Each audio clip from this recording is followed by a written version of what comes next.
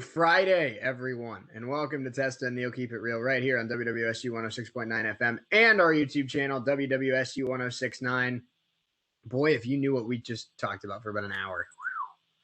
If the walls can talk, Parker. We could have been halfway through, and we just decided to talk about the, A through Z, anything you can think of for the last hour. Nothing was left off the table. Nothing at all. Nothing. Anything you can think of. I'll tell you what, I'm happy because I have a working phone again. So there we go. That's a W, right? Yeah, it's an improvement over yesterday. The guy at Verizon said, and I quote, "You went from driving a Honda to driving a Mercedes." I think that's a W. Think so. We hope so. Yeah, I hope so too. But no, I'm excited. It's a bigger phone. It's about the size of my head, but it's very nice. Galaxy S20. Again, like I said, working camera. And for the first time in my life, I have a phone that I can unlock with face recognition. So that's pretty cool. Welcome to the I would say the 21st century, but you're in the 21st century with your other phone. But welcome to since 2018 or whatever, 2017 or whatever they did. Right. Yeah, exactly.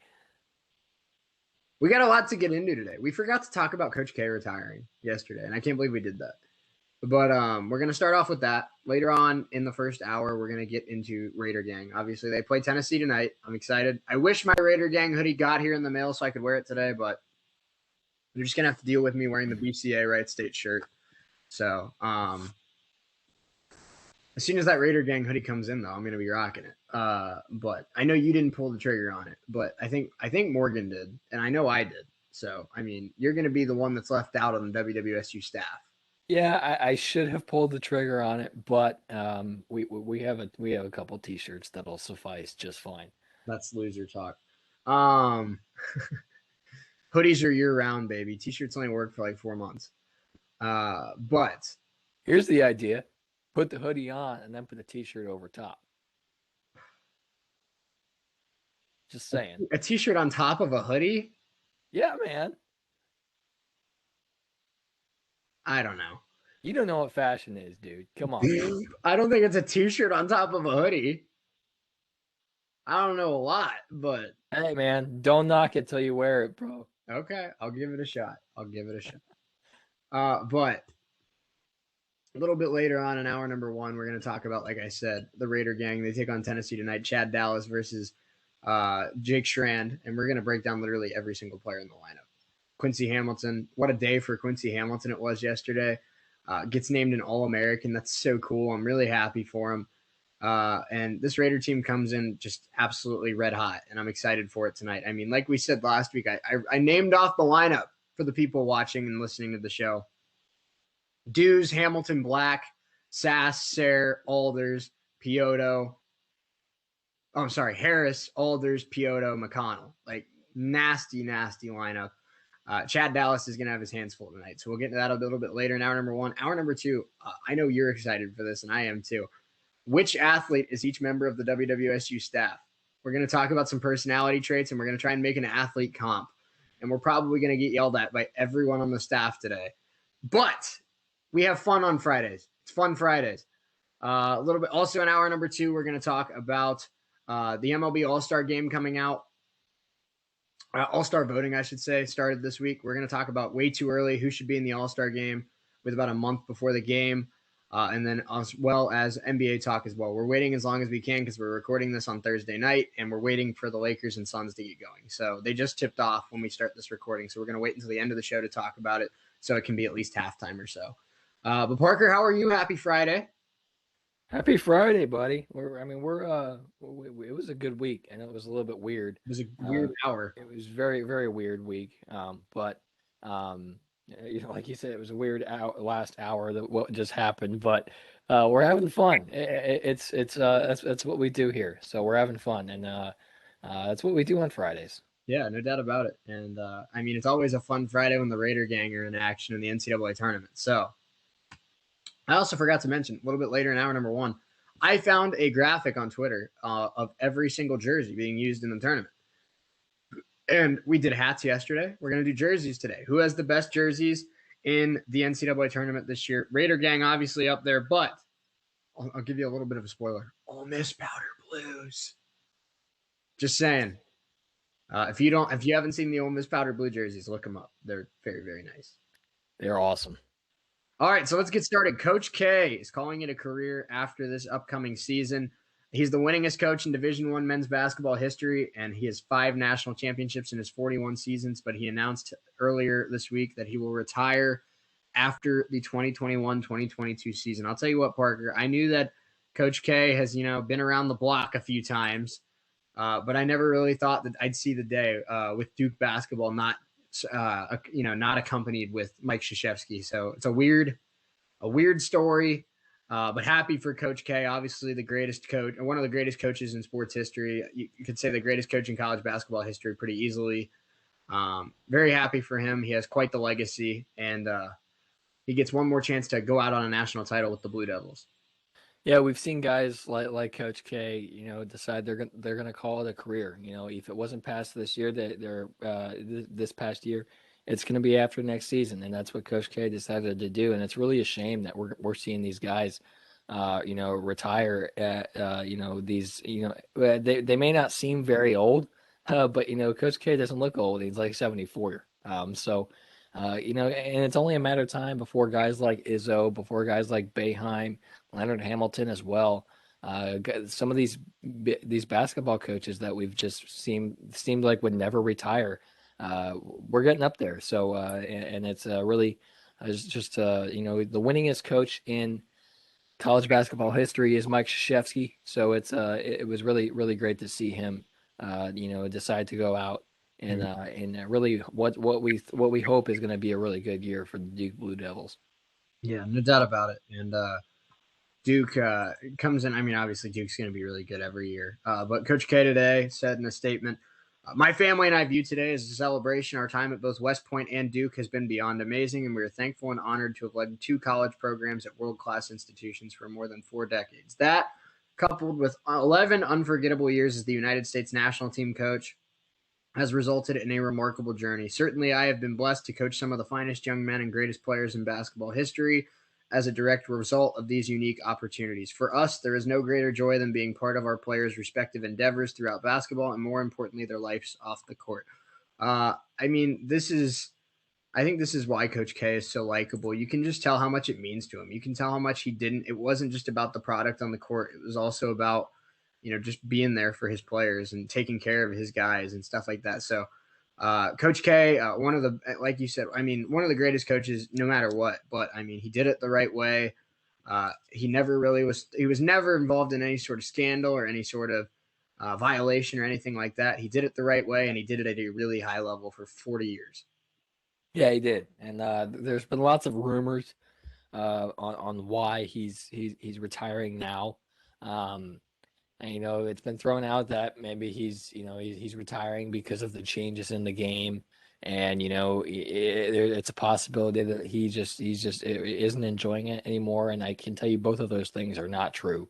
I don't know Coach K at all, but I can just tell you that he said in a statement that he's doing it for his family. He's getting up there in age, and it's certainly.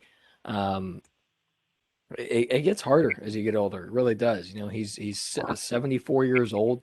And he's been at Duke since 1980. So it's been just a heck of a career for Coach K. He's coached some of the greatest basketball players to ever play the game, especially at the college level. So, congratulations to Coach K, and he's definitely one of the legends among basketball coaching anywhere. He is. And how about this though? They've already found a replacement for Coach K. And that's going to be Duke associate head coach Jon Scheyer, who played for Coach K from 2006 to 2010. He has been named the coach in waiting for the Duke Blue Devils. He will spend the year as the coach in waiting and will take over after the season is over. Scheyer said, "Duke University has been a central part of my life for more than a decade, and I could not ask for a better place to continue my career. This is absolutely humbling.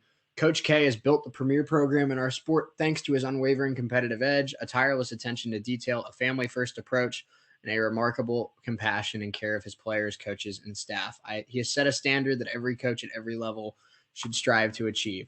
They did talk to outside candidates, including Harvard coach Tommy Amaker. But Shire was the lead recruiter of NBA stars Jason Tatum and Zion Williamson, as well as the number 3 prospect in the class of 2021, Paolo Banchero. So they roll with John Shire, and I think this is a good choice for Duke. I think that it's going to be a pretty easy transition from Coach K to John Shire. Yeah, and this is something that I think we've seen in recent years is it's come out that Coach K has been kind of been game planning John Shire to replace him here coming up when eventually he would decide to retire. So it's something that I think nobody's surprised about. But I think that's what we've seen with lots of guys. There's been especially these older guys, they're kind of preparing and to make the transition pretty seamless. So we've seen guys do it, and this is just another example. Coach K has been from whatever everything I've seen, he's been kind of prepping John Shire to take over the Duke basketball program, whether that's dealing with the athletic department in any certain in any capacity, or if that's handling the media or just recruiting. And I've read that Shire has been Coach K's top recruiter for like the last 5 years or something like that. So, and Shire is a Coach K former player. He played for Coach K at Duke. So, so I don't think there's a better person or a better fit than Shire and the Duke Blue Devils after having played there and coaching there under Coach K. Yeah, no doubt about it. And I think that, like you said, he's been their lead recruiter for a while. He got Tatum. He got Zion. He got one of their best recruits from this year's class, Paolo Banchero. So this is a great fit. This is a great decision by the Duke Blue Devils. And hey, breathe easy, Wright State Raider fans, because they go with John Shire. Scott Nagy stays in Fairborn for a little bit longer. I don't think we were very worried about Scott Nagy heading to Duke, but you never know. Brad yeah, Stevens went from Butler to the Celtics. I mean, going from Wright State to Duke isn't a stretch. That's a very valid point. I'm just saying, Scott Nagy is the bomb at what he does, and Duke would be foolish not to consider all options. Right. Yeah, especially from a guy like Coach Nagy, who's obviously great at what he does, and he just just a heck of a coach. I mean, I would love to see Coach Nagy at Duke, but I love to see him here at Wright State. So it's kind of a Yeah. A win-lose or a Like how we felt with Coach win-win-lose. Trina, man. Like, I'm Yeah. so happy for her to go to Memphis and get that opportunity. But I really liked her as the head coach at Wright State. So Right. Yeah. So it's kind of like you're happy for him, but sad to see him go. So this is one that it's really just awesome to see. Mike Krzyzewski was the head coach at Army after not shortly after Bob Knight left. He was the head coach at Army and then gets the head job at Duke. So he's literally the best to ever do it. As far as winning games goes, and winning percentage goes, but there's guys up there in that conversation that of the best to ever coach college basketball. And Coach K is certainly in that conversation. yeah, he sure is, and it's a big day for college basketball because, like I said, I mean, I'm not a Duke fan, but I never thought I'd see the day that Coach K was not involved in college basketball. It's just something that I never really thought about. And it's crazy to let's go. Sorry, watching the Reds game as we record this. Tucker Barnhart just hit an RBI double in the 8th inning. Let's get it. Tucker Barn goat, baby. But going back to Coach K, yeah, I never really thought I'd see him retire. So it's just kind of it's considering it happened like an hour after Brad Stevens stepped down as coach of the Celtics. It was just a really weird day in basketball news. 2 insane storylines that I was not ready to hear. Yeah, just a wild day in all of basketball. What was on there on Wednesday afternoon. It's really interesting because it's 2 moves that none of us expected. None of us expected Brad Stevens to be the president of basketball ops in Boston. None of us expected Coach K to ever retire. I mean, I certainly didn't like you said. So there's definitely just it's. I mean, congratulations to Coach K, but they're guys that I really just I never thought I would see retire. It's going to upset me the day that Tom Izzo retires because I love Tom Izzo, as well as Jim Boeheim and Leonard Hamilton at Florida State. So Leonard Hamilton is an interesting one. He's like 71, but he looks like he's 40. Yeah. It's interesting. So. Um, yeah, those are just guys that you never think are ever going to stop coaching or doing or be at the top of their game at what they do. And there's everybody's time, and I guess Coach K decided that this time after next year was his. Yeah, no, yeah, and I had to double check that you were right about that. That's insane that Leonard Hamilton is 72 because I legit thought he was in his like late 40s, early 50s. So I was like, why do you keep bringing up Leonard Hamilton? He's not even that old, but I guess he is. But no, I mean, with Coach K and Roy Williams both walking away this offseason, I think that it brings us, I mean, like out of all the blue bloods in college basketball, there's really only two remaining, and that's Bill Self at Kansas and John Calipari at Kentucky. So you could throw in Boeheim, you can throw in Izzo, but a lot of really, really talented coaches that we've spent the last generation watching are starting to kind of slowly weed out of the college basketball landscape. And that's change is always hard, but change when it's been so good for so long is definitely weird in college basketball. Yeah, yeah, for sure. And this is a guy who's the best to ever do it. He's won 1,170 games, the most of any coach in college basketball history, men or women's. This next season will be his 41st. He has 1,097 and 302 record at Duke, as well as five national championships in 91, 92, 01, 2010, and 2015. 15 ACC tournament championships, 12 Final Four appearances to go on with that. So it's unbelievable the success that Coach K has had.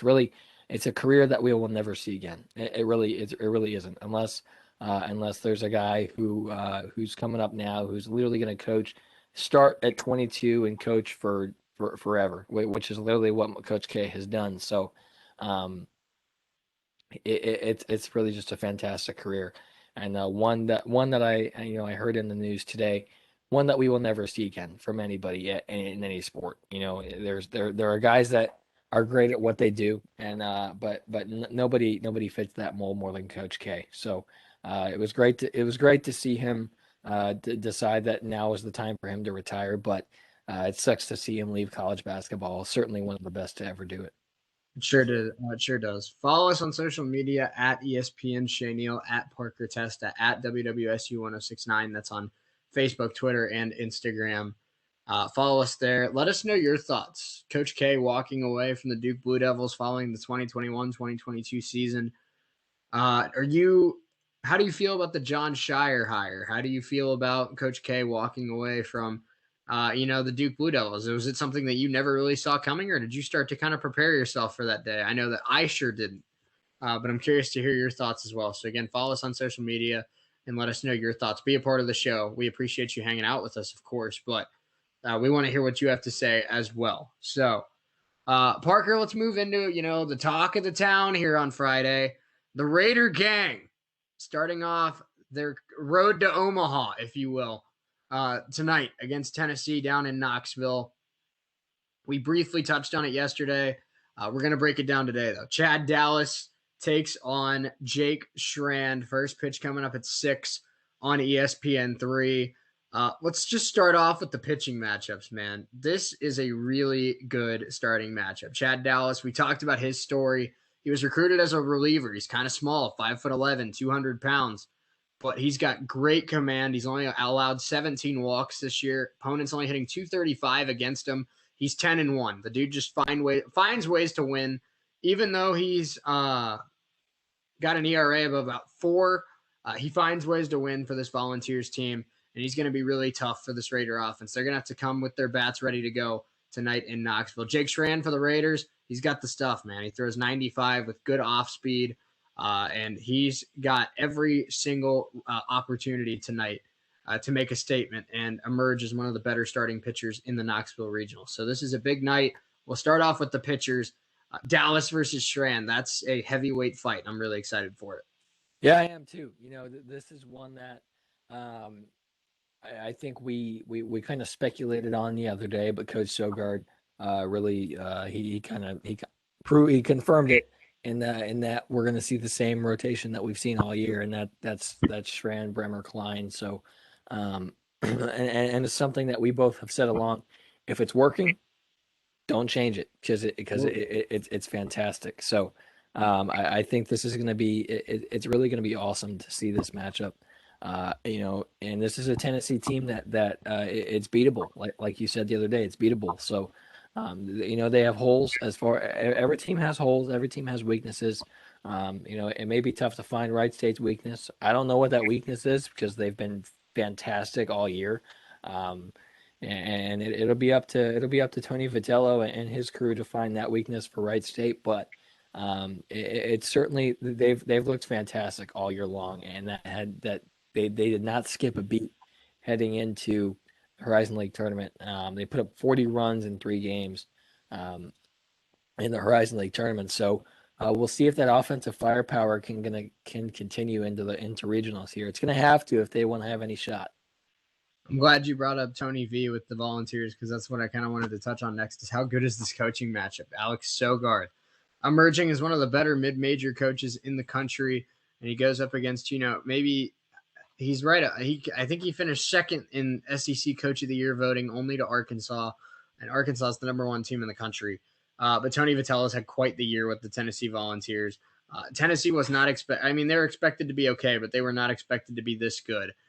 Tony Vitello's done a great job with this group. Alex Sogard's done a great job with the Raider Gang.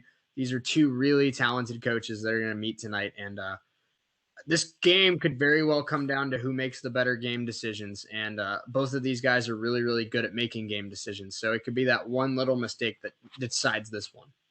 Yeah, and we talked about it all week. The team that minimizes their mistakes is going to win this game. You gotta no stupid errors, no swinging at pitches that you can't have. You have no shot at hitting. Don't make any. Make the smart play. And like you said the other day, you can't get inside your own head because that's killer. If you got to think about what you're doing, you shouldn't just stop. Don't think about it. Pick up that ground ball, throw it to first, throw it to get the force, catch the ball. But if fundamentals of baseball, as stupid as it sounds, are really important right now, because guys can get caught up in the moment and kind of let the fundamentals of baseball get the better of them, and they don't think about the basics. And if you do that, it's gonna cause trouble for you. So they're gonna. I think Coach Sogard's plan going in is just, and he said it in his press conference earlier this week. Just play our game, and if they play their game, they're going to have a shot to win here tonight. And I think it's going to be a dogfight, like we've said all week. But if they play their game, I see no reason why the Raiders won't have a shot in this one. No doubt about it. And you mentioned a few minutes ago that you don't know how Tennessee's going to find that weakness in the Raider Gang offense. I really think the only offense or the only weakness that this offense has is the only way they can get beat is if they beat themselves. And that's the only way I see this offense kind of getting slowed down is if they start to chase pitches out of the zone, if they start to press, if they start to swing for the fences every single at bat. You just got to do what you've done all year long. Wait for your pitch, work good at bats, and hit the ball hard. And if you do that, you're going to be rewarded. This lineup's way too talented, way too deep to be slowed down. I mean, at this point, I don't even care if you're facing Rocker or Leiter. If you work good at bats and hit the ball hard, this offense is eventually going to find a way to score. Yeah, it's going to be. I'm certain that this Raider Gang team is looking forward to this one because they certainly have the talent is there, and both these teams have done their homework. There's no doubt about they've done their homework. They're going to try to find ways to exploit weaknesses. They're going to play, both these teams or both these coaches are preaching the same thing. This team is really good. They're going to go in and they want to win. They really do. Both these teams want to win, and they both think they can win. Coach Sogard said, "I really think that we're the best team in Ohio and possibly the best team in this regional," and they've played like it. And if they come out tonight and they put up runs early, I think the key in tonight's game is scoring fast and scoring efficiently. If the Raiders can get out to a quick 2-3 run lead, it's going to do big things for their momentum. It sure is. And we talked about that briefly yesterday. I love that quote from Coach Sogard, by the way. I think that, I don't think it's a stretch to say that the best team in Ohio. I think that's a fact. But, I mean, I don't think it's insane to say that they're the best team in this regional. I think that obviously Tennessee's got the 1 seed next to their name. They were in the top 5 all season long. But you look at the RPIs, Tennessee sits 5.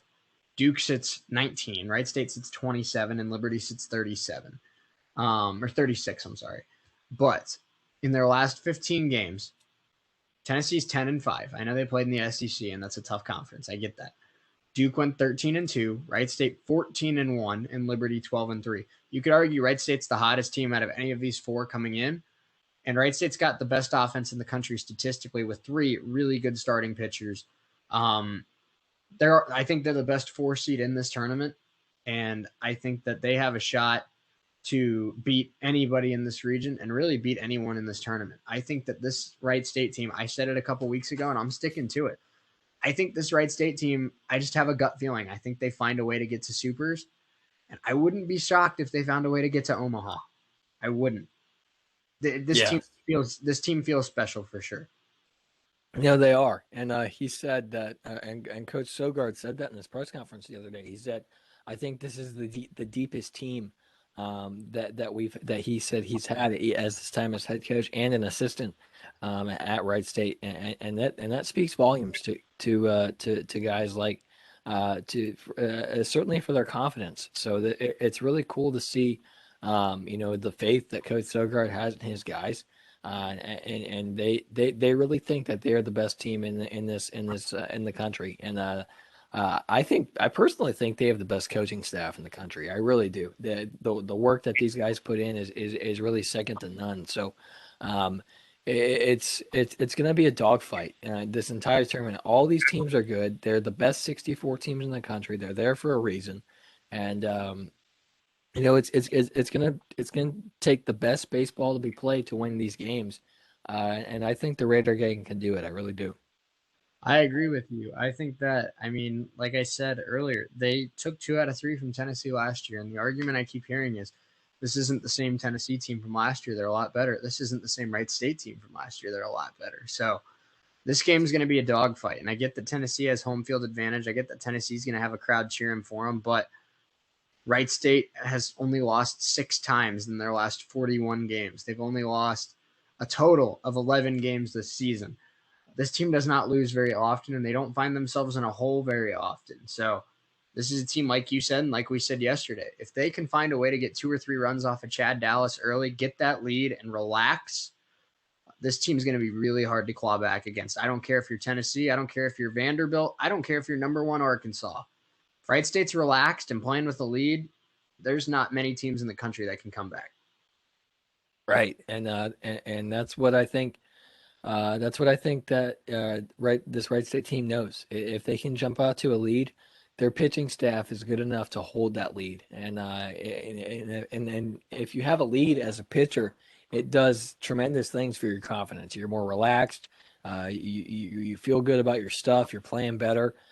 So guys, if this offense can jump out to a lead, and I think they will, I think they'll get 2 or 3 runs early against Chad Dallas, and I think it'll do tremendous things for not only the offense but for the pitching staff. So if you have Tennessee on their heels, you just got to keep fighting, because they're a team that is as comfortable as Wright State can be. This is one of those teams that can claw back into it, and they've proved that. In today's game, it's really hard to score in late innings, but with the talent that both these teams have, both these teams have proven that they can do it. So if I have a lead, I'm never comfortable if I'm Coach Sogard. No, I agree. And I think it's pretty a safe. I think it's a pretty safe bet that we see Jake Shirk out of the bullpen tonight. I should say after the departure of Strand. I think we could also see a guy like Hornschmeyer tonight. I think we could see a guy like Gremling tonight. I mean, like you said, it's all hands on deck every single day. There's no time to mess around at this point. Every single game becomes a must win at this point in the season. And if Wright State can pull this one out tonight and beat Tennessee, it puts them in a really good position to win this regional. It really does. Yeah, it's possible because Tennessee's the best team in the regional, and they're up there as one of the best teams in the country. So, and they Red State hasn't played as many games as these other teams. Tennessee's played around 60 games. Duke has played 60 games. Liberty's played right around right around 50 or something games. Wright State's only played 46 games, so it's going to be these other teams have more experience, but they definitely don't have the offensive firepower and the momentum going into this tournament like these Wright State Raiders have. Let's get into breaking down the lineup really quick, and that's we're gonna start with who I think is the storyline heading into the tournament, maybe the hottest hitter heading into the tournament. Damon Dews, the leadoff hitter, 5 for 5 in the Horizon League Championship game with 2 doubles, a single, a triple, and a home run. What a night! What a performance for him. He was Horizon League Tournament MVP. And he's going to go into this one with a lot. He's got maybe the hottest bat on the team, like I said.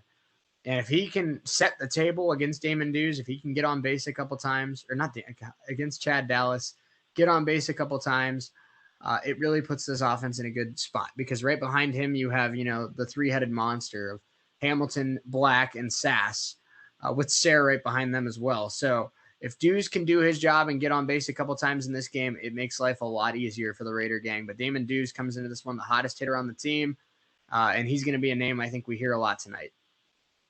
Yeah, and that's this is a guy that I think that we're gonna see some great things. I don't think that the great things are done from Damon Dews, and he hit for the cycle in the Horizon League Championship game. He was 5 for 5, so and hit that homer to really bust things open. So. Yeah, this is gonna be it's really gonna be a dogfight for this Wright State team. But if any guy can get things going, I would put Damon Dews up against any leadoff hitter in the country because he's just that talented and he's proven that he can come in and be clutch in these games. We talked about the most clutch athletes in sports yesterday. I would put Damon Dews on that list right now if I'm a college baseball committee member. I'd put Damon Dews on as one of the best leadoff hitters in the country right now because he's just that good. So I'm expecting big things to continue to come from that bat of Damon Dews. Yeah, no doubt about it. And I think that he's, like I said, he's the perfect leadoff hitter. He's got a little bit of power to him. He gets on base, hits for a high average. He's got good speed, and he's been really solid defensively this season as well for the Raiders at shortstop. So he's really a five-tool player that isn't talked about as much because of Black and Hamilton and just some of the other guys on the roster. But it's been a really, really good senior year for Damon Dews, and he's playing his best baseball heading into the tournament, and that's exactly what you want to see if you're Coach Sogard. Yeah, and it couldn't happen at a better time. You want your guys to play their best ball going into the most important time of the year, and that's the regionals right now. So you could argue that 1 through 9 in this lineup is having playing their best ball right now, and they proved that last week in the Horizon League in the Horizon League tournament. They sure did. All right, let's get into Mr. All-American, the Horizon League Player of the Year, the Centerville kid, the five-tool player that hits bombs on the I-675 and makes diving catches in the outfield the next inning. And that's going to be Quincy Hamilton, of course, future professional baseball player. But as of right now, he's the 2-hole hitter for the Wright State Raiders, and boy, what a year he's had. Hitting 340, 470 on base percentage. What a season for Quincy Hamilton. He continued it in the Horizon League tournament, and he's right now the Raiders' best hitter. And he's going to be asked to do a lot of the heavy lifting against Chad Dallas tonight, and a lot of the heavy lifting for the Raiders if they're going to go anywhere in the tournament. And that's no easy task. Chad Dallas is one of the best pitchers in the country for a reason. So this is one that the Wright State Raiders, especially Quincy Hamilton, they're going to have to get off to a hot start. And that 1-2-3 is more important than anything into getting off to a hot start. That combination of or that tandem of Dews, Hamilton, and Black I would put up against the top 3 batters in any lineup in the country right now, and maybe even some MLB teams. Who knows? I'd love to see the Reds and the Raider gang square off because I think I know who would win. It would be. I mean, it needs to happen. Coach Sogard, hit up David Bell. We need to see that. There you go. But yeah, this is. I think this is. A hot start is crucial into winning this game here tonight. So I'm excited for it, and my eyes are going to be glued to the TV tonight. Absolutely, no doubt about it. Let's get into the 3-hole. Tyler Black, he was considered before the season to the Golden Spikes watch list. Before the injury, really, Quincy, I don't think anyone really expected Quincy Hamilton to have the kind of year that he had. I don't even know if he expected to have the kind of year that he had. But many people consider Tyler Black to be the best hitter on this team. Many people consider Tyler Black to have the brightest future on this team in professional baseball. He's still a really, really good hitter, and that's why he hits in the 3-hole. He had a strong Horizon League tournament as well. He had a really solid season. And with Dews and Hamilton getting on base at the clip they do, he's going to have a lot of chances to score some runs for the Raiders tonight. Yeah, and it wouldn't surprise me if Dews and Hamilton get on base early. It wouldn't surprise me to see Black get a base hit or maybe hit one down the line or in the gap to maybe score a run or two. So this is Black is definitely, I think, one of the best 3-holes in the country. I know he's the best 3-hole hitter in the Horizon League, like you said. Preseason watch list for the Golden Spikes. So Black is a future MLB player, and he's just going to be one of the many Wright State alums to join the minor leagues here coming up shortly. So yeah, this top 3 of this Wright State order it's nasty. If I'm Chad Dallas or any pitcher that has to go up against this top 3, I'm terrified. Yeah. No doubt about it. They're really, really, really good. And that's putting it lightly. Like you said earlier, I agree with you. You put Dews Hamilton and Black up against any top 3 in the country, maybe Arkansas, maybe Vanderbilt, but there's not a lot there that competes with what Wright State offers 1 through 3. And even when you get to the heart of the order, we still got to get to Sass, Sayre, Zane Harris. This lineup goes 1 through 9, and it is deep and it is talented. It's a good offense when Alex Alders is hitting 7. Right. Yeah. So this is a lineup that's like we said, nasty. And then that brings us to the cleanup hitter. Oh, Sammy Sass. Is it? Yeah, it is Sass. Okay. I thought it was Sass. It was Sass or Zane Harris. Space in my mind. So, Sass is really another guy that, he just hits bombs. He hit 3 home runs in their last game of the year against Charleston at the Nish. So, and he hit a home run in the Horizon League tournament as well. So, this is another guy that just has, I'll sit here and talk about it all day. This Wright State Raider lineup has 8 of their 9 batters hitting over 300, with the exception of 1 batter, and that guy's hitting 290. So, it's unmatched offensive talent with this Wright State team. It sure is. And Sammy Sass has been so good this year that at times, a lot of the times, I forget he's a freshman. How good of a freshman season has he had? Where he was first team all conference. He's hitting bombs. He's doing great things in the field as well. He's playing. He's DH'd a lot of the year, but he can catch. He can play the outfield. He can play first. He's versatile. And obviously, he's made great plays with the bat so far this year. a very bright future for Sammy Sass. He's going to be a middle of the order hitter for the Raiders for the next couple years, and he might be the next Raider that is on his way to the pros. But as of right now, really good cleanup hitter, and the fact that he's a true freshman just blows my mind. Could not have asked for a much better start to his college baseball career. No, not at all. And with the chance to compete for a regional and to go to supers and a chance to compete for a College World Series is something that in your true freshman season is something that's really just awesome to see, and especially for a guy like Sass who is a guy who's worked his tail off to be there.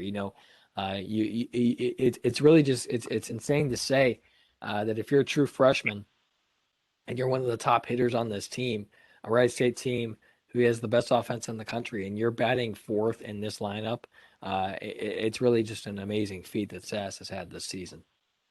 It sure is. Let's move on to the 5 hole, and that's the right fielder, freshman Alec Sayre. Sayre seems to, I mean, he aged like a fine wine this year. He got better as the year went on, and he's coming into the tournament red hot as well. And I mean, if Chad Dallas somehow finds a way to slow down Dews, Hamilton, and Black, I mean, he's still got to deal with Sass, Sayre, and Harris in the middle. So no easy task for Chad Dallas, like you said, and Alex Sayre, Sammy Sass sit clean up the majority of the year. Sammy Sass hit the bomb. Sammy Sass has driven in more runs, but Alex Sayre's got just as good of a bat as well. Yeah, he is the best batting average in this lineup. He's hitting 414. So it was really Sayer's just another guy who is he still has some years left with this team. A younger guy. So it's just amazing. It just goes to show a heck of a job that Coach Metzger's done with recruiting and finding players that can play as well as they have early on in their careers as they have guys like Sarah, guys like Sass. So it's really awesome to see the success that these guys are having, and you just talk about the early success is guys like Shirk, who's also a freshman. So and the Hornschmeyer. I mean, you can name like 5 or 6 guys on this roster who are really good, and they're just freshmen. Yeah, it's insane how many freshmen have been impact players for this team this year. Uh, it just speaks volumes to how good of a job the recruiting team is doing with Metzger and Sogard, and just the great job they're doing on the recruiting trail. And then talent. The best kind of talent is talent that makes an immediate impact, and that goes across any sport. We've seen, the true freshman Sam Ott for the volleyball team this year, the true freshman Alex Hubricks for the basketball team this year, the true freshman Amani Jefferson for the women's basketball team this year. If you make an immediate impact as a freshman, I mean, there's nothing more valuable than that.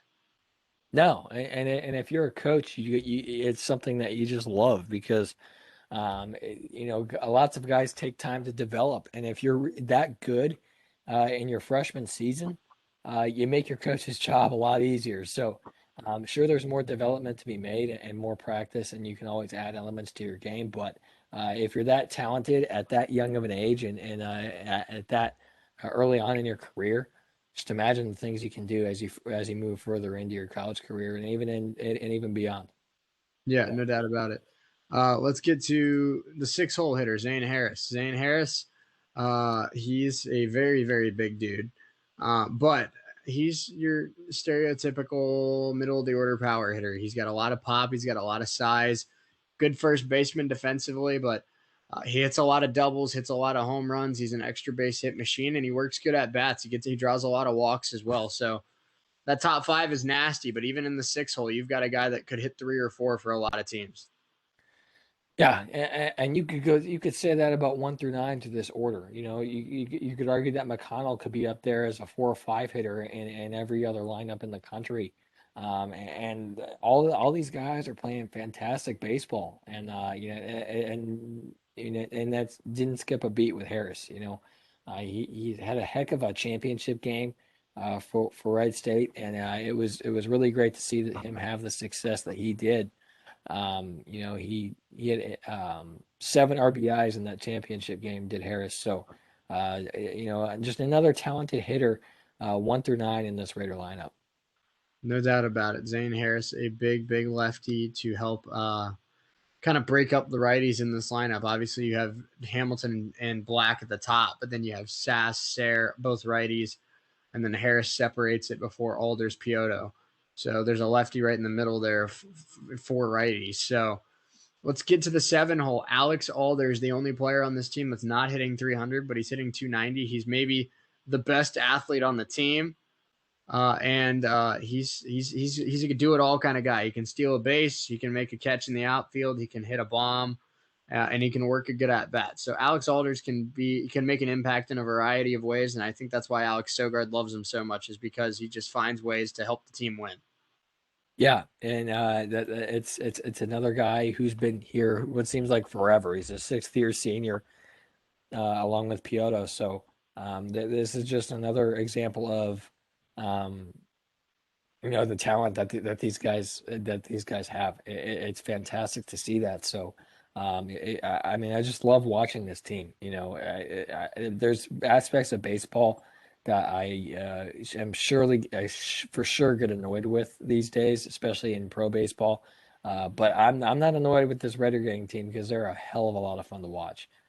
They sure are. Let's get to the 8 hole hitter. That's Conor Pioto, the other 60-year senior on this team. He's a great defensive catcher. Also works a lot of really, really good at bats. He's not the biggest power hitter on the team, but he works a lot of good at bats. He makes solid contact, and he's a great defender. So and the fact that he's your 8 hole hitter is insane because, like we said earlier, he could hit 5 or 6 for a lot of teams around the country. So Conor Pioto at the 8, great leadership, great defender, and another really tough out in this lineup.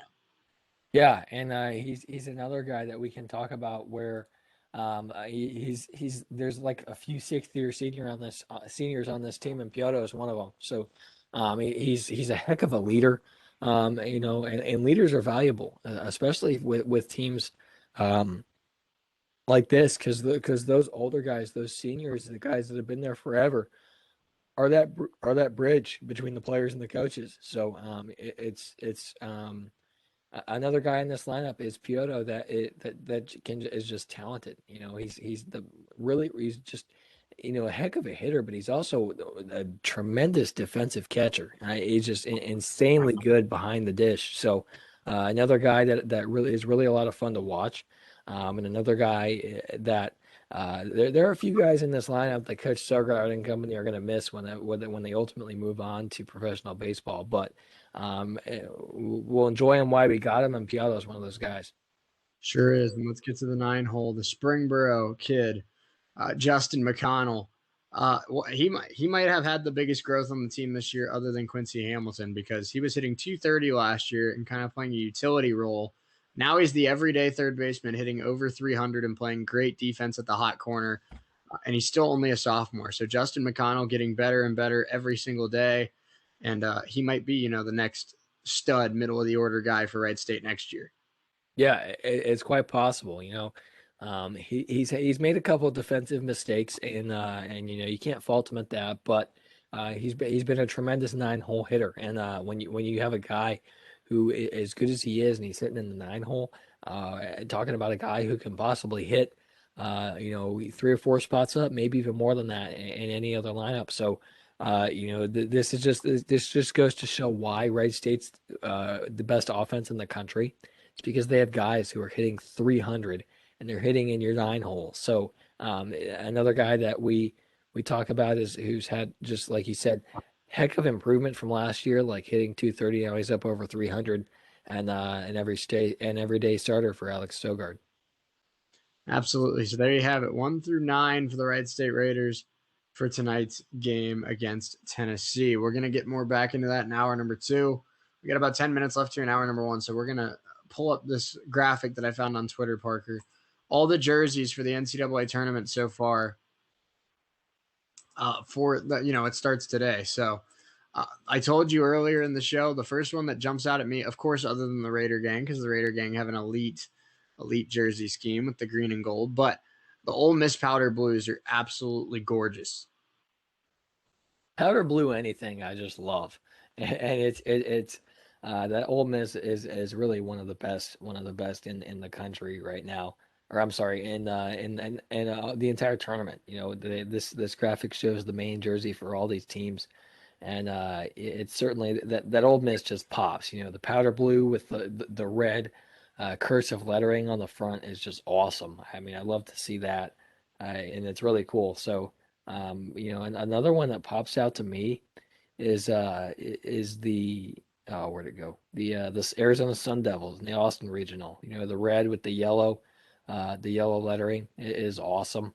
Um, Yeah. I mean, I love that color scheme. It kind of looks like ketchup and mustard, but it really just it works, and I love it. Yeah, it does. I mean, it's a color scheme that Arizona State's kind of gotten a branding for with that kind of maroon, crimson, and gold. A uniform that I really like out of Wright State's region that I kind of mentioned before we started the show today is that Duke jersey. It's a simple blue, but I think outlining the black letters with that kind of white trim really makes it pop, and I like it a lot. It's a simple jersey, but it's one that I think stands out in comparison to other jerseys that look kind of simple. Yeah, simple is something that is it can be good, and it works with this one. You know, I love the white outline of the lettering on Duke's jerseys, like you said. It really makes them pop. You know, the black would just kind of fade into the blue without that surround or that bordering.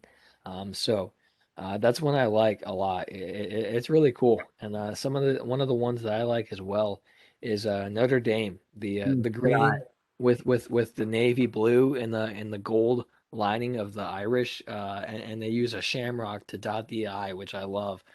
So it's awesome. You know, Notre Dame. I know we talked about the hats yesterday. You pair that jersey with the green shamrock hat or the blue hat with the white ND on it. It looks pretty good. it sure does.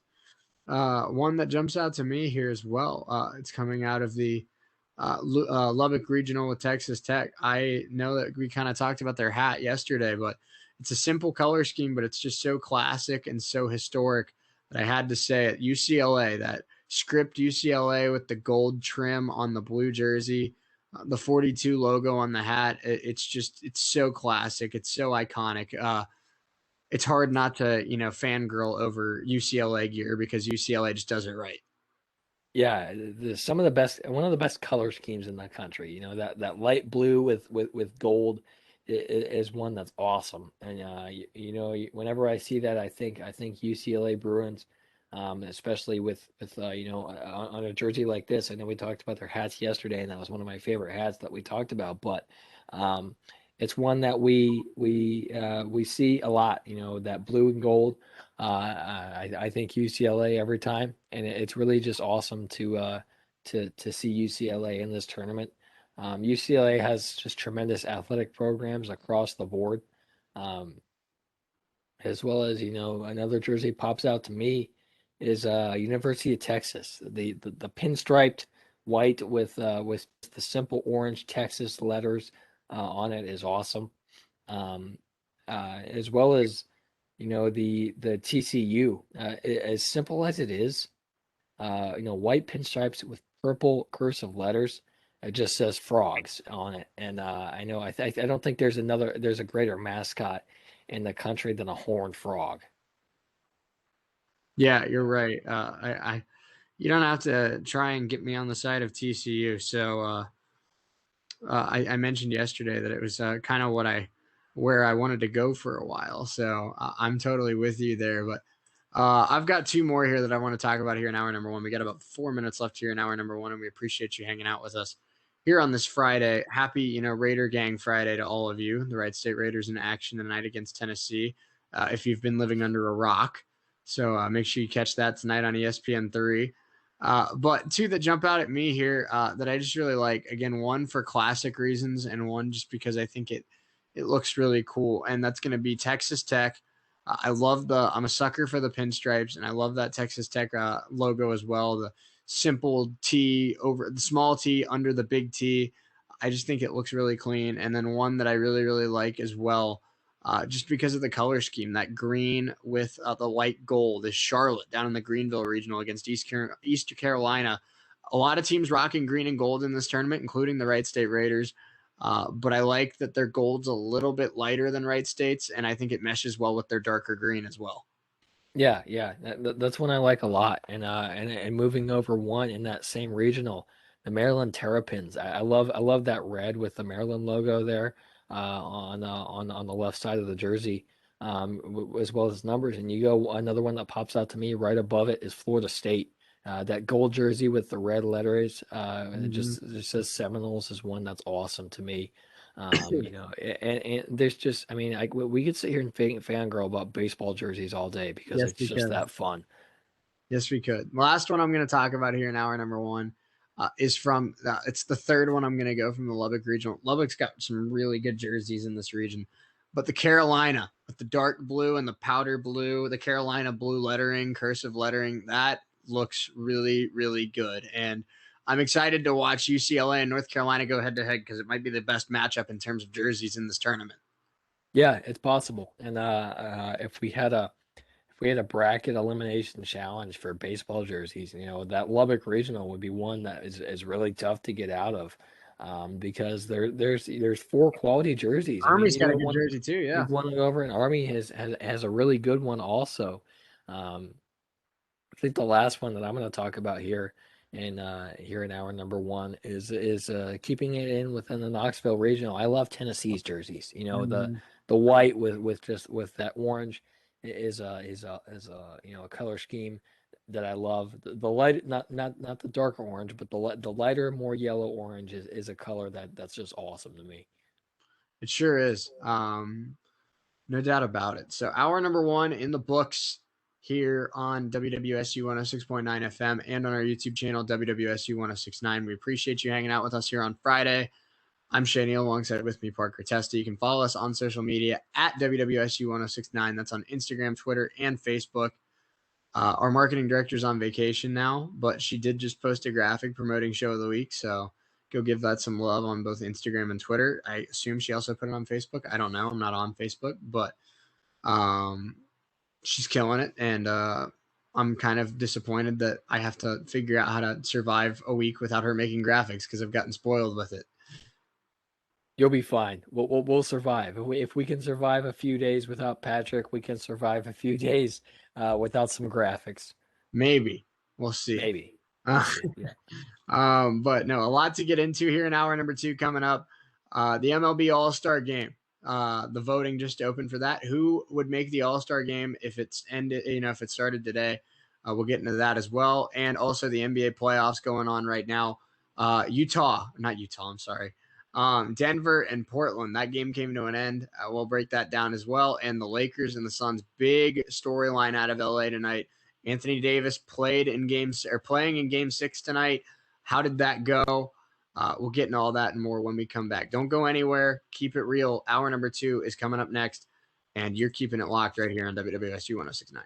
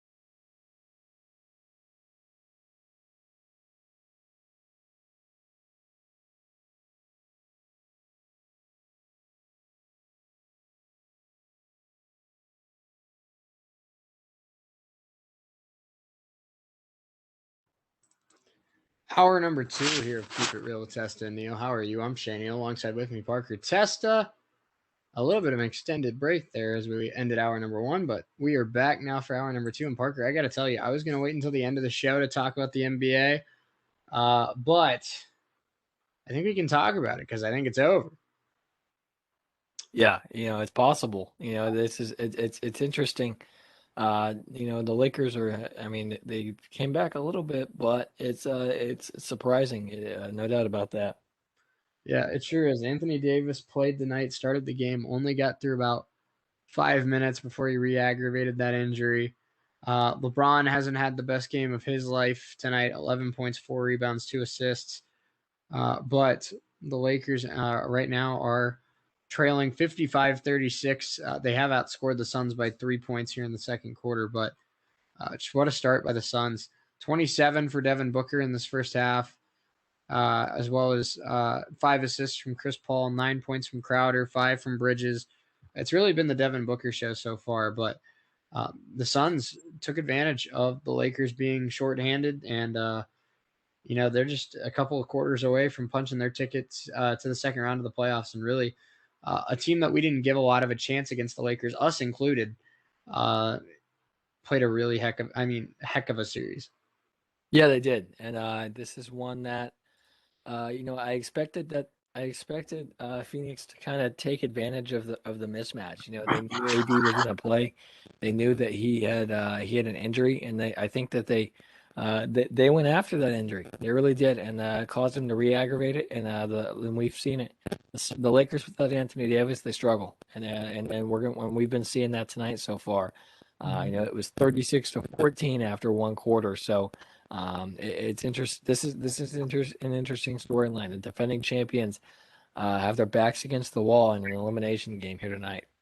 Well, think about it. The two teams that were in the finals last year could be out in the first round because the Miami Heat got swept by the Bucks and the Lakers get knocked out by the Suns. That's kind of wild. I mean, I know these playoffs have been kind of crazy with a bunch of new teams kind of cementing themselves as the future of the league, but I don't think we expected LeBron James, Jimmy Butler, Damian Lillard, Russell Westbrook, a lot of these big name stars to be all out in the first round. And depending on what happens tomorrow night, Kawhi Leonard and Paul George could be going home in round 1 too.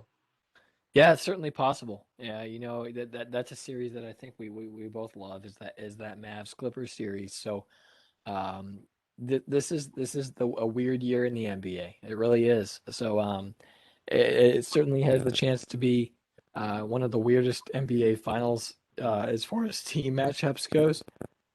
With we talked about it yesterday, teams that we wouldn't expect, never in a million years would have expected teams to be in the NBA finals a year ago right now. So it's certainly possible that we'll see teams that are that are just we never would have expected them to be at this point. And it's certainly great to see some new faces and at the top of the NBA world, if you will. It sure is. It's nice. It's always nice to get parity. It's always nice to get the new face. The new team on the block. Suns right now up 59-36. 2 minutes to go in the first half. I just don't see it, man. I mean, I know that with LeBron, all things are possible, and it's only a 23-point deficit with still 2 full quarters to go. But I don't know. I don't know if I can see the Lakers getting back into this one. I mean, I think going back to game 5 and even game 4, the Suns just have all the momentum in this series right now. And I don't know if LeBron's good enough to kind of steal this one back. No, we talked about NBA or we talked about LeBron and how he needs kind of a partner. He's not the guy who can sit there and win games single handedly anymore. He's really not. So Mm-hmm. it's really just it's an interesting storyline. The Suns are up big going into halftime, so we'll see if Frank Vogel has a halftime speech for the ages in him, but. I don't. I'm with you. I think this is a deficit that the Lakers have dug themselves in too much of a hole here, and it's going to be interesting to see if they can dig out of it here in the second half. Let's talk about the other game that happened tonight. It is officially over. The Nuggets just dominate in the fourth quarter, outscore the Blazers 28-14, and they close out. Oh, my bad. Is that me or you? That was you. Okay. My bad. I didn't know if that was me or not. But the Nuggets close out the Blazers with a 126-115 win. They move on, winning the series in 6. So big. I mean, great job by the Nuggets to close this one out because the first 4 games were back and forth. Dame Lillard both tried to. Yes, we are. I just got your snap. Yes, we are. But Dame Lillard was great, but once again, Denver's depth too much for Damian Lillard to overcome by himself. And the Nuggets are on to the second round where it looks like they're going to be taking on the Phoenix Suns. Yeah, it's going to be another series that that we're just excited to watch. The Hawks 76ers is going to be a fun series, as well as Nets Bucks. So we've been very blessed with just an awesome playoff. I mean, these playoffs are the best that we've had in quite a long time, and it's been entertaining from game one all the way to the final buzzer of the NBA Finals. So I'm excited to see what we'll continue to have not only tonight but as we go further in. Yeah, no doubt about it. I'm really, really excited to see what comes out of the NBA.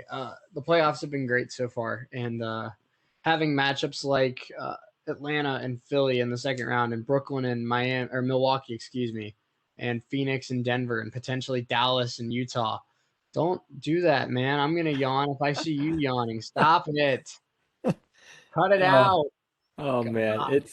it's tough. These, I had an adult beverage right before we started recording, so that didn't help at all. But um, so yeah, I'm struggling out here. But I only had one for all you listening at home. I'm not recording this show intoxicated. I promise. I wouldn't do that. That's what the podcast is for. yeah. The podcast that doesn't exist. The podcast that should exist but doesn't Right. exist. Yes. But no, we'll talk more NBA towards the end of the show. But the Lakers are getting their booties clapped. And the Denver Nuggets are on to the second round. So just to fill you in, let's get into this. The MLB All-Star voting is open right now. Way too early, but who would we pick to be on the All-Star teams as of right now? This is tough because there's a lot of really deserving players this year. So I'm going to open up my handy dandy stat sheet here. I'm going to go onto the All-Star ballot here on MLB.com.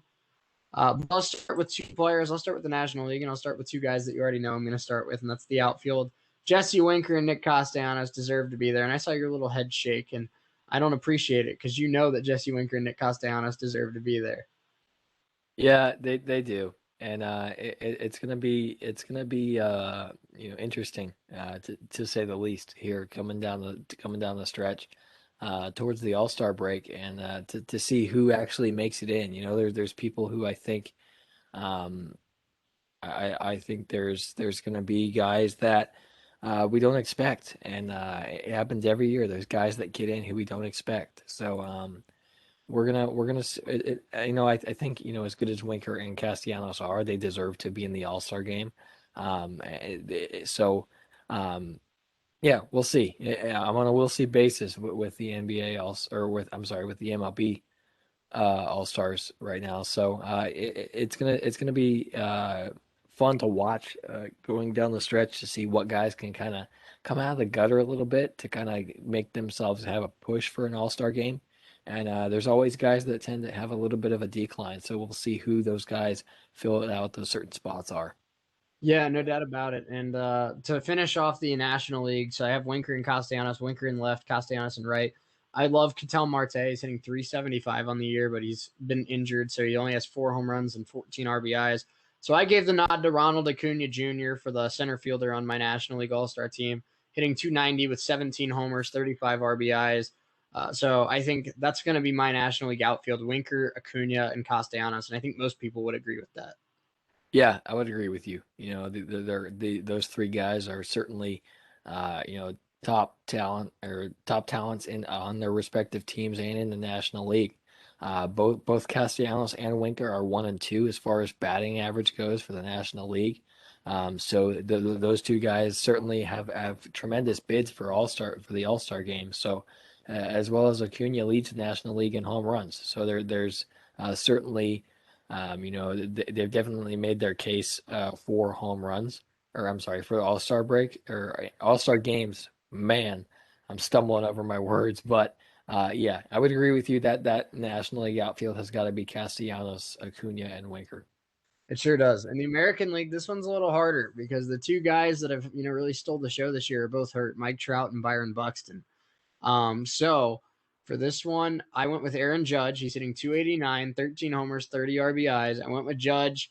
And then these next two are going to be a little unconventional. I'm going with two guys that aren't the biggest names, but I think they've had really good years. One is the front runner for Rookie of the Year, Adolis Garcia with the Texas Rangers. He's hitting 283, 16 home runs, 41 RBIs, and 885 OPS.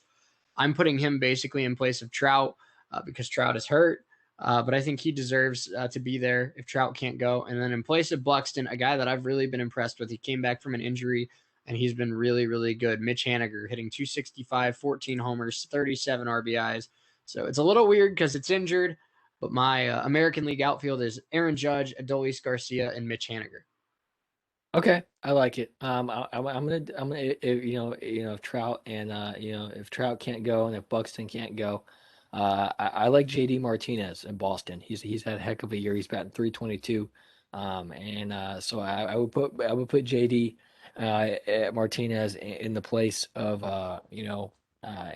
as left field right now. So Okay. as far as center field goes, it's a toss up. It really is. I'm really. It's interesting because if Trout can't go, you could go down the list. There's a bunch of guys Mm-hmm. as far as outfielders that have the talent to play well, and it's tough. I mean, this is a toss up. It's hard, but as far as my right fielder goes, I agree with you on as far as Judge. Um, he's had a fantastic year in in New York. He's one of the few players keeping that ship steady in New York. The Yankees haven't had the best of years. No. Rays beat Uh, him again today. right. So, and Aaron Boone was very upset today.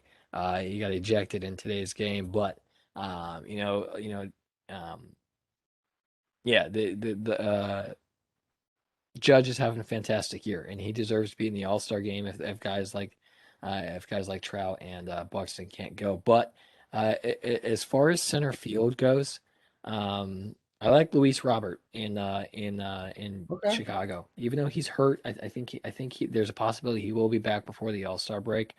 Um, but if it's not Trout, I think Luis Robert's a great candidate in Chicago for the American League center fielder for the All Star game. For sure. Let's move on to first base. And for the American League, this one's easy for me. He's the front runner for MVP right now. Vladimir Guerrero Jr., 335 average, 17 homers, 45 RBIs, 105 OPS.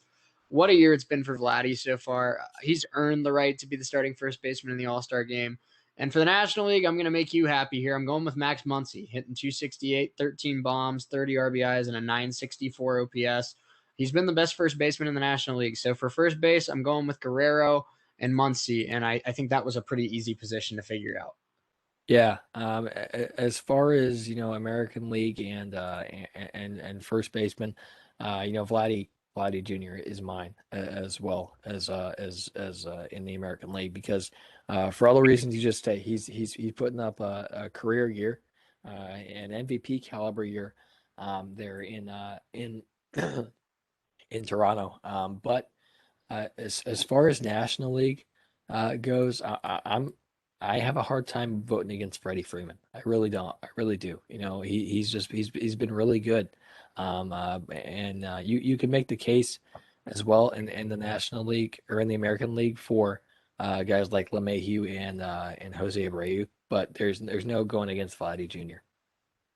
No, there's not. And so let's go on to second base. Second base is again, I think a position that's interesting, but I think it's pretty easy for me personally. In the American League, I'm going with Marcus Semien. Semien's had a great year in Toronto. He's hitting 301, 13 home runs, and 918 OPS. He's been kind of back to the A's MVP Semien that they were hoping they'd get when they signed him. National League, this one might be a little different. I'm going with Adam Frazier of the Pittsburgh Pirates. He's hitting 333. He leads the league in OPS, or not OPS, I'm sorry. He leads the league in hits. He has an 870 OPS. He's hitting a ton of doubles. He only has 2 home runs, but he's hitting a ton of doubles. He's getting on base at a very high clip, and he leads the league in hits. So I think the Pirates get rewarded, and Adam Frazier's the starting second baseman in the All-Star game. Okay. As far as American League goes, I mean, I'm National League. I'm with you. I like Adam Frazier a lot, and he's definitely going to be in that conversation as far as National League second baseman go. But as far as American League, I like Whit Merrifield in Kansas City. You know, he's come out as one of the sleeper guys as far as how good he's been this year.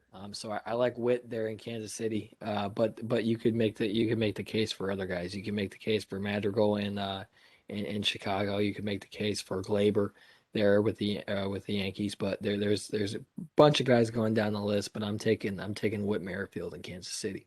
Third base, I when I'm not watching the Reds, I'm a Reds fan, but when I'm not watching the Reds, I do like watching the Boston Red Sox, and I'm a big Rafi Devers fan. So I'm going with Rafi Devers here for the American League at third base. He's hitting 280, 14 home runs, 43 RBIs. It's tops in the league, a 935 OPS. It just seems like Rafi gets better and better every single year.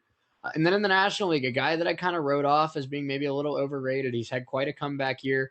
I'm going with Chris Bryant of the Chicago Cubs. Maybe he won't be a Cub by the time the All-Star game rolls around, but as of now, he's still a Cub. I think that he's had a great year, hitting 319, 12 home runs, an OPS just over 1,000. So I'm going with Rafi Devers in the American League and Chris Bryant in the National League at third base. Yeah, okay. As far as third base National League goes, I'm between two guys.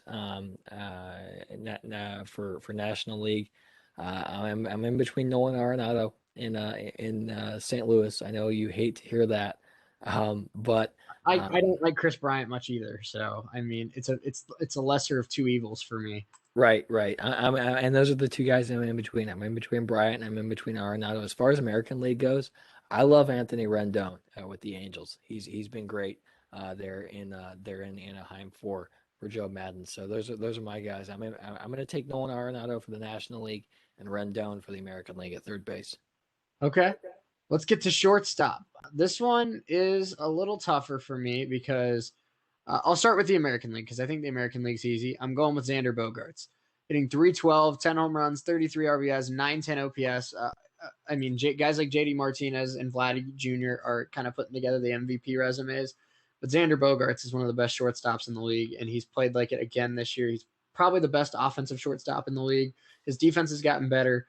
But I love the X-Man, and I think Xander Bogaerts deserves to represent the American League at shortstop in the All-Star game. National League, this one's a little tougher for me because I want to reward a guy like Brandon Crawford, who's had a revival of his career this year with an 869 OPS and 12 home runs. I love Trey Turner with 312, a 312 average and an 851 OPS. He's got blazing speed. He's been great for the Nats. But I can't.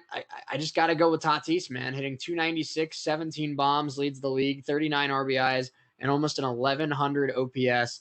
Is that the lazy pick? Maybe. Is he overrated? A little bit, probably. But right now, I just think Tatis has the best numbers out of any shortstop in the National League. Yeah, it's certainly he's certainly played very well all year long. Has Tatis. As far as the American League for shortstop goes, I'm in between two guys here. I'm in between Bogarts, who I think I ultimately will go with, and you can make the case as well for Bo Bichette in Toronto. But I'm gonna take Bogey here because quite frankly, just as far as value to team, I Yeah, love Bogart. maybe. Right. I love Xander Bogaerts in Boston. So I mean I'm going to take Xander for the American League at shortstop. As far as National League goes, as much as I hate Fernando Tatis Jr., I have trouble picking against him here. But Mhm. you can make the case for guys like Trey Turner. You can make the case for guys like Corey Seager.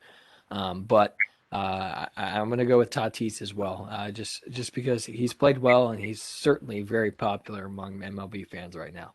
He sure is. Catcher. American League, I think, is really easy. I think there's one catcher that stands above the rest in the American League, and his name is Salvador Perez. He's hitting 285, 14 home runs, and 850 OPS. So he gets my vote in the American League. The National League is very, very tough. You have a lot of really deserving candidates in the National League. You have Wilson Contreras hitting 250 with a 785 OPS. Tucker Barnhart's had the best year of his career at the plate, 275 average, 790 OPS. Omar Narvaez in Milwaukee hitting 295 and an 825 OPS. Yadier Molina hitting 285 with an 825 OPS, 27 RBIs. Will Smith with your Dodgers, 280, 843 OPS. Real Muto with the Phillies, 290 with an 866. Carson Kelly has come out of nowhere to hit 285 with a 922 OPS.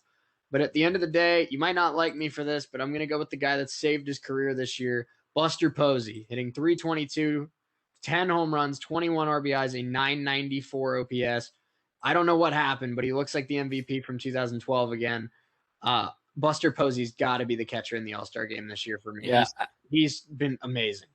yeah, I actually agree with you here. You know, he's had a resurgence of his career this year for whatever reason. I don't know how the hell it happened. Why? I don't know, but he has. He's played very well.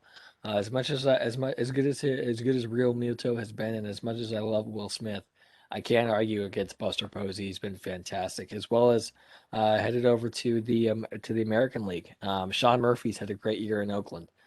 Salvi Perez has been fantastic, as well as Grandal in Chicago and Vasquez in Boston. But ultimately, I'm going to go with the best guy on this list, and that's Salvi Perez in Kansas City as far as catchers in the American League go. He's the gold standard, no doubt about it. Right. I love what Salvi has done this year. So I mean, I'm with you. Salvi in the AL and Buster in the NL here for catchers. DH for the AL for me. This one's so hard because I wanted to pick Shohei Ohtani so bad.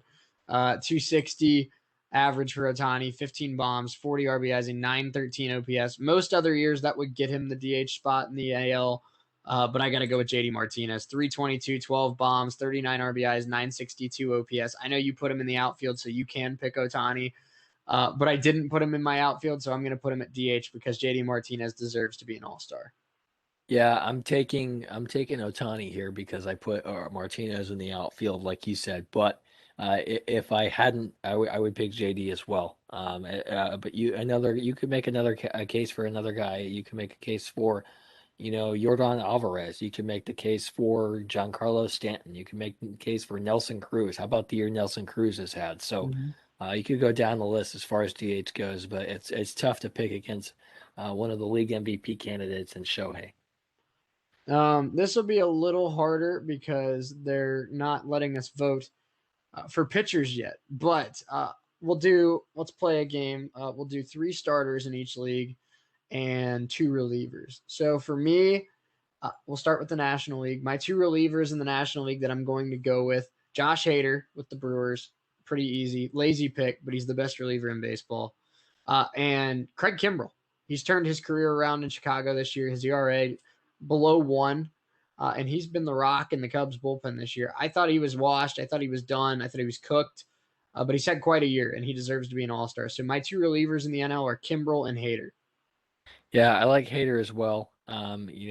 He's been fantastic in Milwaukee, but he's had it's good. He's just been really good for a while, and there's no you can't argue with greatness for over an extended period of time. And I'm gonna go with Kimbrel as well. This is the last thing I expected to happen in Chicago is Kimbrel to have a really good year, Right. and he has. So I agree with you. Kimbrel, Hader, National League relievers for both of us in the All-Star game. Yeah, the American League's a little harder for me. I don't watch the American League as much, so I don't know who's been kind of killing it this year. So I'm going to go with the first name that pops in my head is Liam Hendriks, Chicago White Sox. I know he's had a really good year. I'm going to pick him. He's one of the better relievers in the league, and he's shown it his first year in Chicago. And I'm also going to go with Aroldis Chapman with the New York Yankees. Matt Barnes was also in this discussion with the Red Sox for me, but I'm going to go with Chapman. He's looked like a different guy this year. He's throwing 103 again. He's He just looks like he has more confidence. And I know the Yankees have kind of had a lot of ups and downs, but Chapman's been consistently up this year. So I'll pick Chapman and Liam Hendricks in the American League. I'm going to take Hendricks as well for the Chicago White Sox. He's been the best reliever in the American League, in my opinion, so far this year. But as far as my second guy, I'm going to take Raisel Iglesias with the Angels. He's put up a heck of a year in there in Anaheim for Joe Madden. The Angels are terrible somehow. I don't know how you have Mike Trout or Shohei Ohtani and a pretty good bullpen with Iglesias in there. But I can't explain how the Angels suck and have all the talent that they do. I really can't. I mean, I know there's people that I know that are Angels fans, and I apologize for your misery, but it's great to see to see guys like Iglesias, Otani, and Trout have success. But those are my two guys as far as relievers go for the AL. It's Hendricks and Iglesias.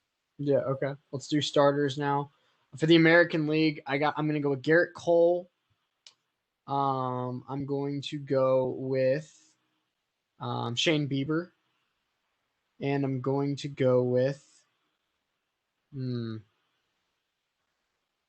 no, Carlos Rodon with the Chicago White Sox. I know Lance Lynn's had a really good year.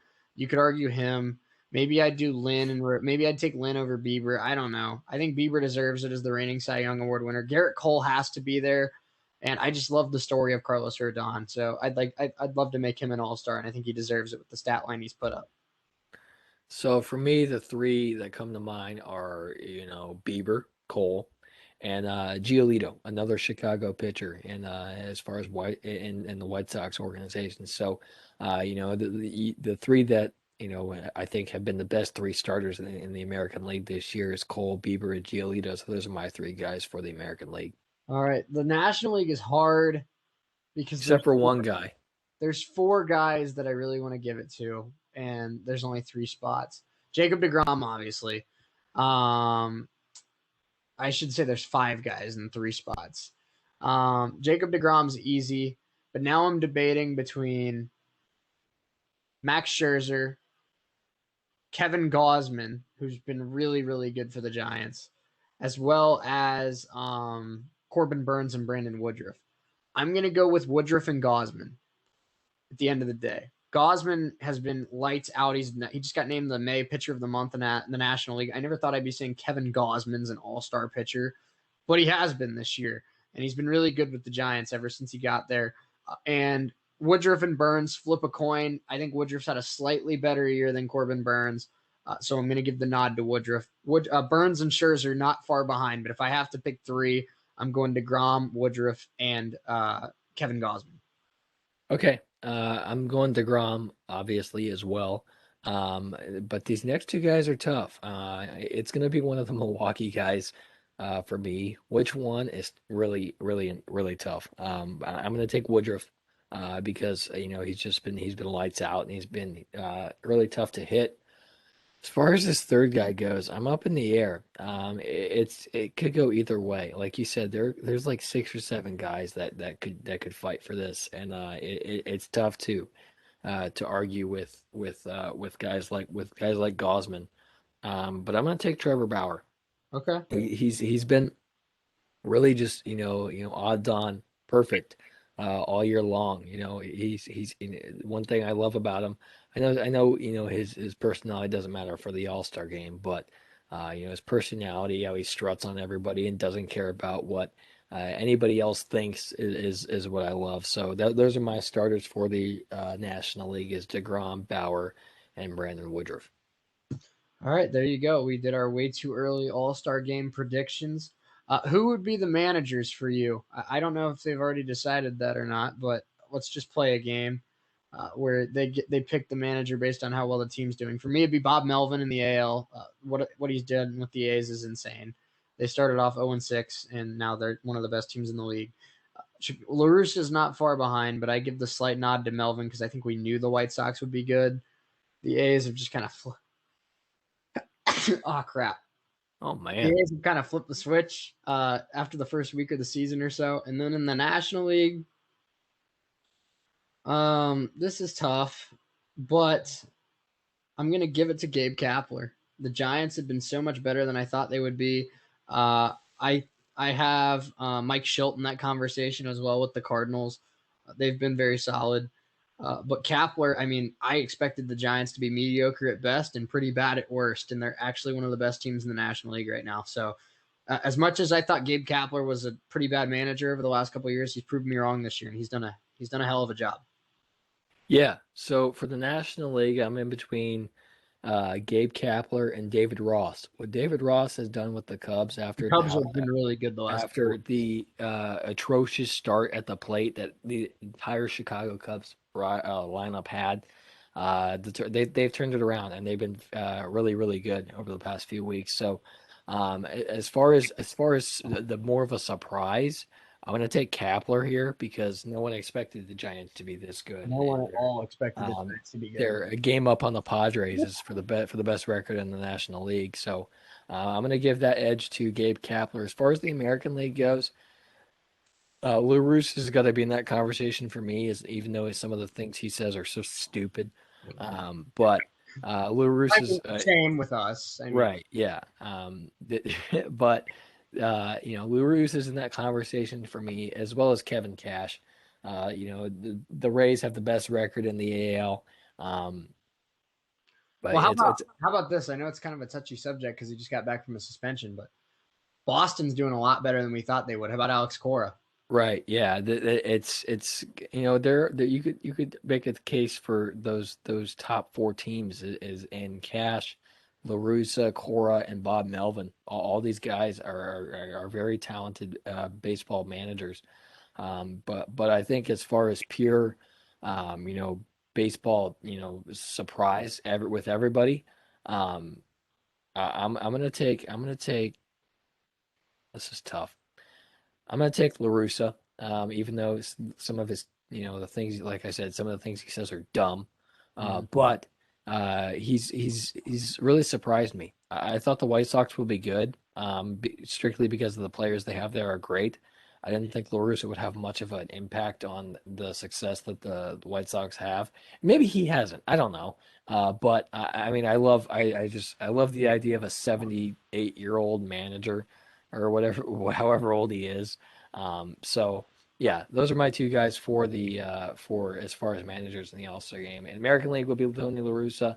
National League is Gabe Kapler. All right, something I want to start doing starting next week. I know we talked in the past a little bit about those tier lists that I showed you. I want to start doing tier lists for positions in baseball, and I want to start with managers. Where like we have S tier, A tier, B tier, C tier, D tier, F tier, whatever. Right. And start putting managers in a tier. And what we'll do is we will share a screen on our video feed on YouTube. So you'll be able to follow along with us on YouTube. You'll see where we rank your favorite manager, what tier we put them in. And if you're listening on the radio, you'll still get to hear everything. But if you're watching us on the YouTube feed, you'll get to see everything we do along with us. So I want to start doing that next week. We can start with managers and then go to, catchers, first baseman, outfielders, whatever. But I I think love that'll it. be I think that'll be something fun to do in the dog days of summer. And when we get closer to football season, we can do football ones too. Right. I love it. I love the idea. We can do a different position each day. So I like Absolutely. that idea. All right. So we still have about, let's see, about 15 minutes left of the show today. LeBron James and the Lakers down 21 points at halftime right now at the time of recording this. Devin Booker has 33 points in the first half.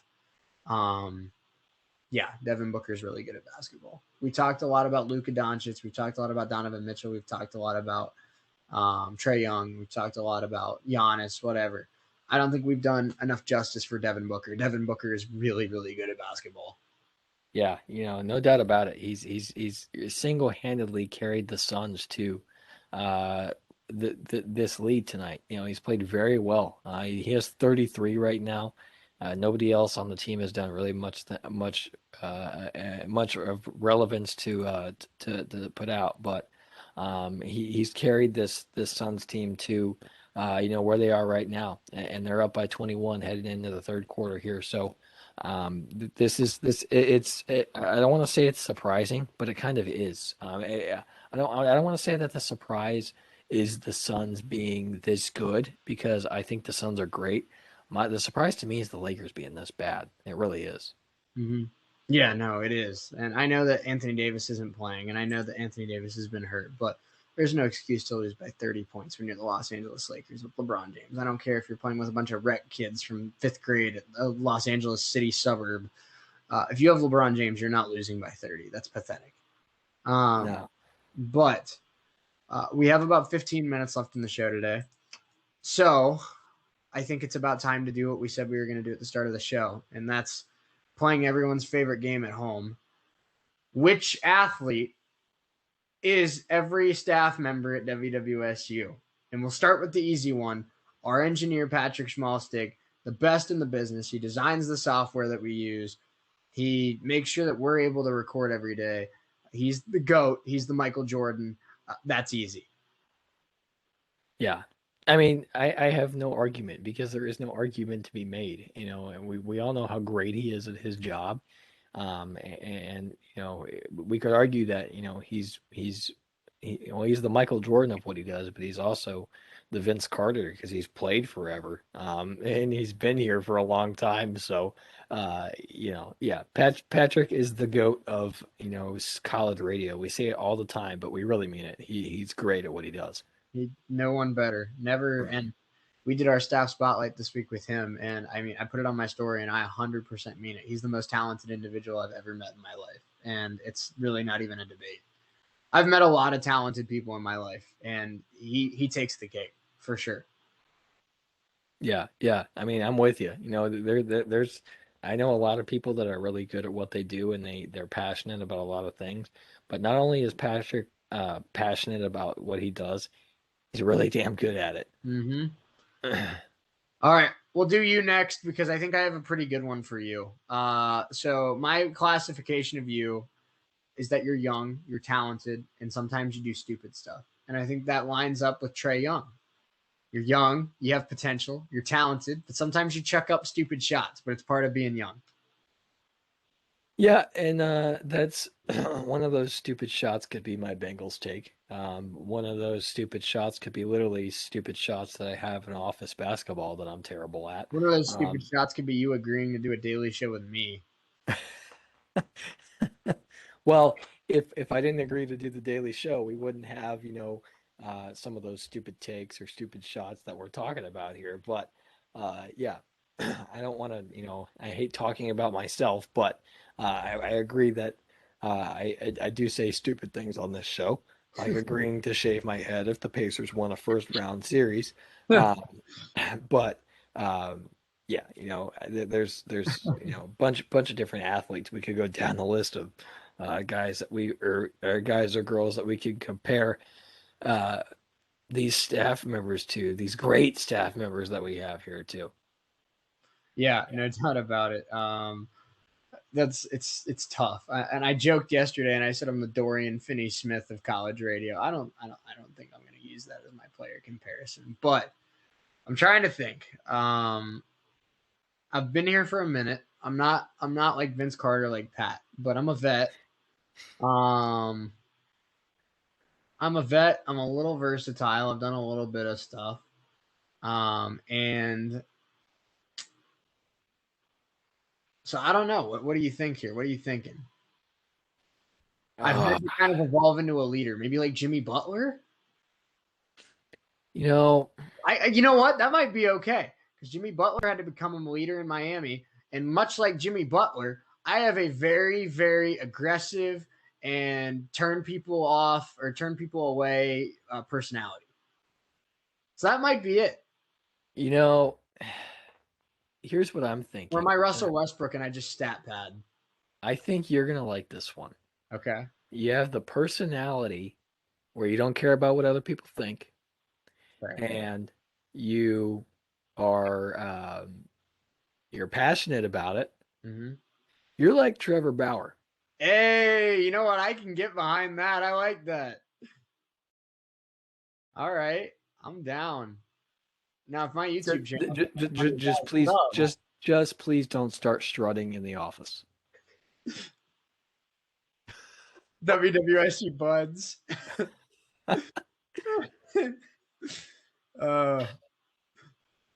Dog, if my YouTube channel gets 100,000 subs, we're in good shape. So, all right. So we got halfway there. We still got to do Scotty, our programming director, our music director, Bella, and our marketing director, Morgan. I almost said our marketing director, Market. Her too. But no. Okay. So for Scotty is a very versatile dude. He does work with his fraternity. He does work with cats. He does work with us. He's a very social dude, but he also tortures himself by working third shift. So what does that remind you of? Somebody that puts in way too much work, but is versatile. He might be Taysom Hill. You said it earlier. He might be Taysom Hill. Yeah. You know, he's versatile. He puts in a lot of work. You know, another guy that comes to mind as far as being versatile and you know is always working at his game is oh man, I just had it. I think it was Taysom Hill that I was thinking of before you said it, which I don't know. I mean, I'm losing it. It's like I don't know. It's like midnight right now when we're recording this, Yeah. but yeah, you know, Taysom Hill I think is a good one for Scotty. Yeah. Okay. All right. Sorry, I'm tweeting about our new tier list idea. So,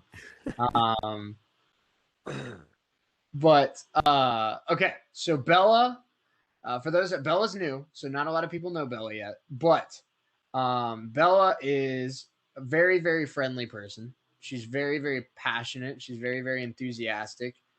But she has a kind of dark and mean side, and you know that from the group chat. So, It broke my heart when she put out on Twitter that she's on your team. Why? Why? Okay, so we're thinking here of an athlete that has that likable personality, but could have a dark side to them. And I'm trying to think of somebody off the top of my head that fits that character profile.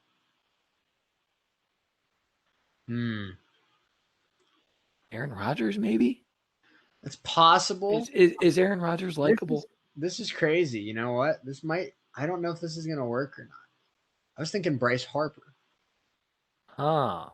Likable, but has that side where people are like, I don't like. Yeah, I'm not saying that there's a side of Bella where it's like, I don't know. It's just Bryce is a likable dude. He's very, very talented, but he's also snapped at a reporter and said that's a clown question, bro. So right. I don't know. Bryce is one of the first people that popped in my head. That might not be a good comparison, but I don't know. That's a tough one.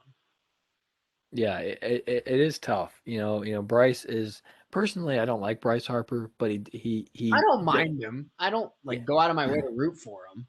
Right. Yeah, but I see that comparison to where he has likable moments, but there's times where he can get, aggressive and agitated. And I'm not saying that Bella gets aggressive. We're just throwing the staff under the bus. Oh, this was not a good idea. This was a bad idea. Oh man, we are gonna get some crap in the group chat tomorrow. Oh no. Pat's gonna be cool with us, but everyone else is gonna be ticked.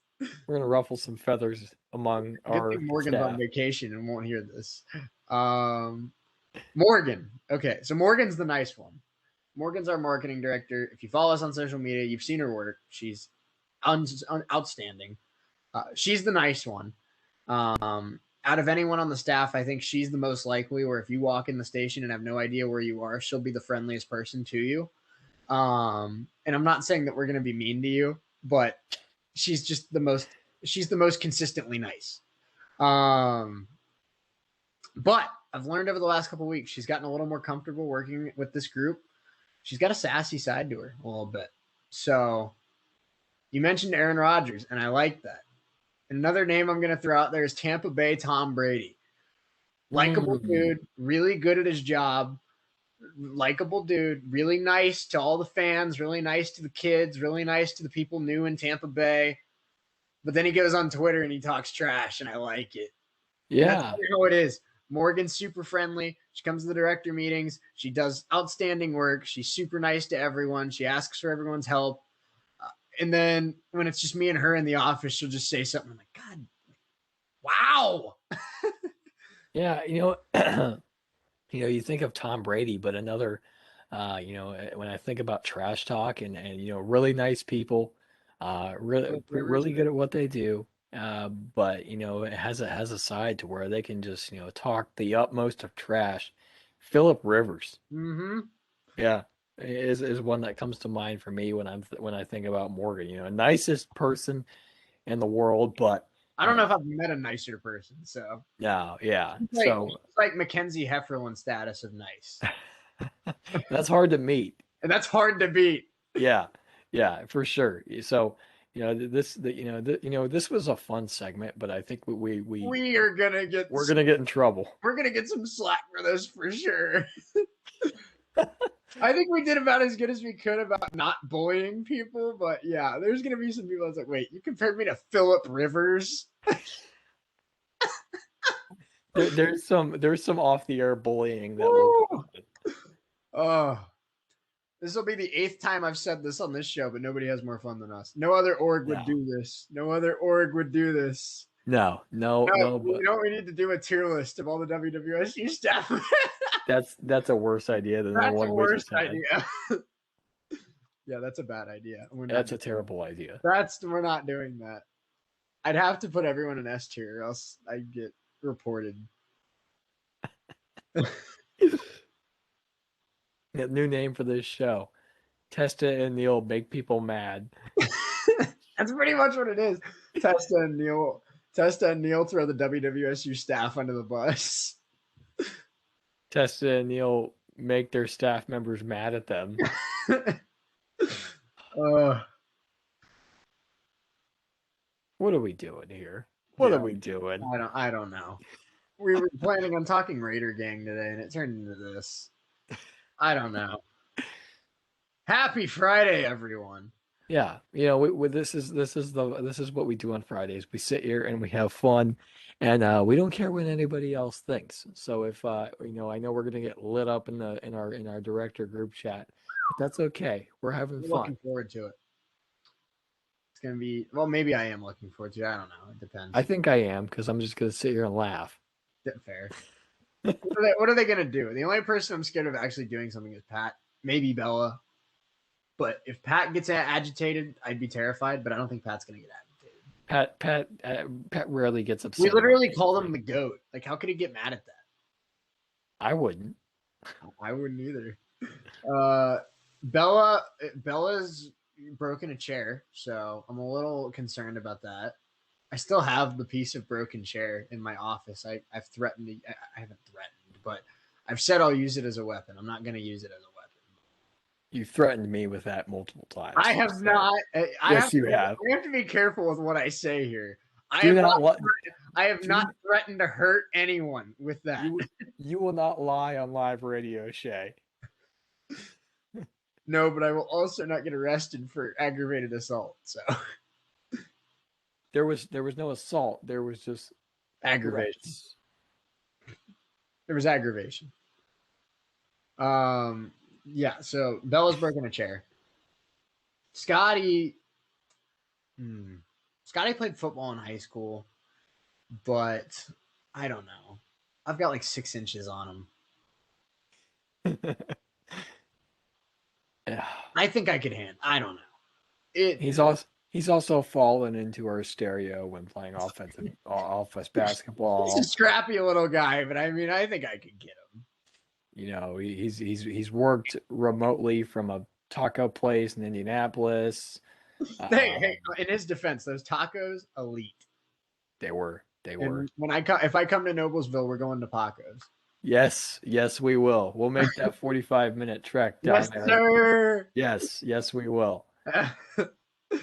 We'll spend the day in Indy just so it's worth the drive. But there you go. Paco's Tacos for the win. And if you're in the Indianapolis area, find Paco's Tacos. It's worth it. Yes, it is. I recommend their chorizo tacos. Just saying. Yep. Yep. Yup. I think that was the best decision we made that day That was the was best to, part of the trip, and the women won the Horizon League championship. So yes, they we did. got some competition here, but I think Yes. tacos might take the cake. Not only was it were the tacos great, but that was like the first nice day of the year. Uh huh. Yeah, we ate Oh, outside. It was great. just Scotty worked the shift in my car, and then worked the shift in the hotel while we went and had fun at Circle Center. yes, we did. Yes, we We did. had fun. Parker or Scotty worked the shift. So You know, welcome to the last segment of the show where we throw the other directors under the bus and then reminisce about good times in Indy.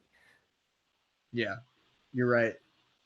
Oh, this podcast. Happy Friday, everybody. This podcast needs to be a thing. Oh my This goodness. So for all of you wondering what we're talking about, this is a glimpse of what we talk about after the show. Oh, it's not this. It's worse than this after the show. This But is like the PG version. right, exactly. Yeah, right. This is the Bubble Guppies version of The Conjuring, which is what happens after the show. So, crap. Wow, I almost just said a word I can't say on radio. My foot fell asleep, and I just tried to sit up, and I don't know what happened, but I almost the YouTube feed almost just watched me fall off the back of my bed. But what are we doing? I don't know. I wonder. Let's just call it a week, shall we? Yes, we should. Go Raider Gang. Let's see Go them Raider pull out a Gang. win We'll be tonight. watching it tonight. Next week, we're starting tier lists. What do you want to start with on Monday, Parker? You want to do MLB managers, NBA head coaches? What do you want to start with? I'm down for MLB managers. It sounds MLB like a blast. managers. All right. We'll do MLB managers on Monday. Again, we're going to start doing tier lists. Let us know what you want to see. Do you want to see NBA point guards? Do you want to see NFL? Well, we'll probably wait to do NFL a little bit. But do you want to see MLB right fielders? Do you want to see MLB stadiums? Do you want to see MLB uniforms? I mean, we'll do pretty much anything. So let us know. I think this tier list thing will be really fun, though. So I'm excited to get into it. And like I said, if you're on the YouTube feed, we're going to share our screen so you can follow along with us. Let us know your thoughts as well. If we put Wrigley Field in B tier and you think it's stupid and we should be fired because we didn't put it in S tier, let us know. We've heard it all. So we can handle your abuse on Twitter. We get it. But follow us on Twitter at WWSU1069, at Parker Testa, at ESPN Shea Neal. And hey, if you follow us on social media, tell Morgan we sent you and don't tell her what we compared her to as an athlete. So, but until next time, until Monday, enjoy your weekend. Go Raider Gang. Parker, any final thoughts? Go Raider Gang. That's all I got. Have a good weekend, everybody. That's probably the safest thing to do. Don't start anything else. But go Raider Gang. We'll talk. I've already ruffled too many feathers today. I will not start anybody. I will not start anything else. That's my biggest downfall in my media career. I don't know when to stop. But we'll see you all on Monday. Enjoy the Raider Gang. Chad Dallas, Jake Schran take the mound here in about 3 hours, and I'm excited for it. We'll see you Monday. Enjoy your weekend. Until next time, for Parker Testa, I'm Shea Neal saying so long and keep it real. We'll talk to you Monday.